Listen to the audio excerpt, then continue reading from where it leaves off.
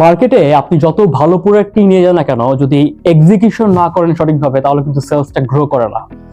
বাংলাদেশের বেভারেজ মার্কেটে আমরা যারা এসআর আছি, এসআররা যে 5টা ভুল করে থাকে, তার মধ্যে 1 নম্বর ভুলটা হচ্ছে নিজের প্রোডাক্টের এসকিউ সম্পর্কে নলেজেবল না থাকা।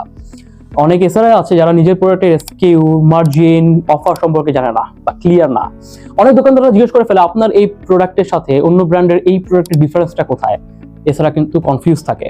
ধরেন মোজো, ক্লেমন বা স্পিড একটা এনার্জি ড্রিঙ্ক, এই 3টা প্রোডাক্টের মধ্যে কোনটা ইউথ টার্গেটিং প্রোডাক্ট, কোনটা রিফ্রেশিং পজিশনিং প্রোডাক্ট, যদি আপনি না ধরতে জানেন, না বলতে পারেন, তাহলে কিন্তু আপনার সেলসটা গ্রো করবে না।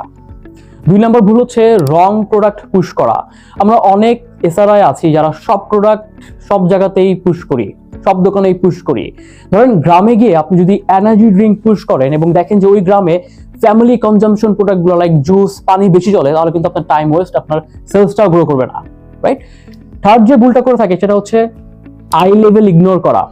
আমরা অনেক সময় কি করি, দোকানে এসে প্রোডাক্ট দিয়ে চলে যাই, ডিসপ্লে আর চেক করি না, প্লেসমেন্ট দেখি না।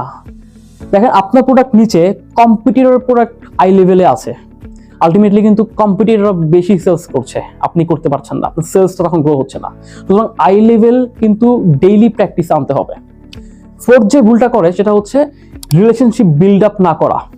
আমরা অর্ডার নিয়ে কি করে, স্যার অর্ডার নিয়ে চলে যায়, রিলেশনটা বিল্ড করে না, কাস্টমারকে নাম ধরে ডাকে না, ফ্রেন্ডলি টোনে কথা বলে না, আলটিমেটলি কিন্তু প্রায়োরিটি লিস্টে আসে থাকে না, আপনার কম্পিটিটর এসে এই জায়গাটা নিয়ে নেয়।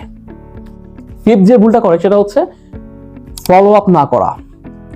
আপনি প্রোডাক্ট দিয়ে গেলেন, আর খবর নিলেন না, স্টক আউট হয়ে গেছে, এছাড়া আপনি আর আসলেন না, কম্পিটিটররা এসে এখানে জায়গাটা নিয়ে নেয়, ফলে আপনার সেলসটাও আর গ্রো করে না।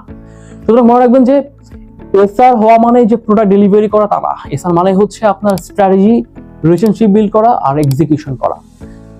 সো এই 5টা ভুল যদি আপনি অ্যাভয়েড করতে পারেন, তাহলে কিন্তু সেলস অটোমেটিক্যালি গ্রো করবে এবং আপনি মার্কেটে স্ট্যান্ড আউট করবেন।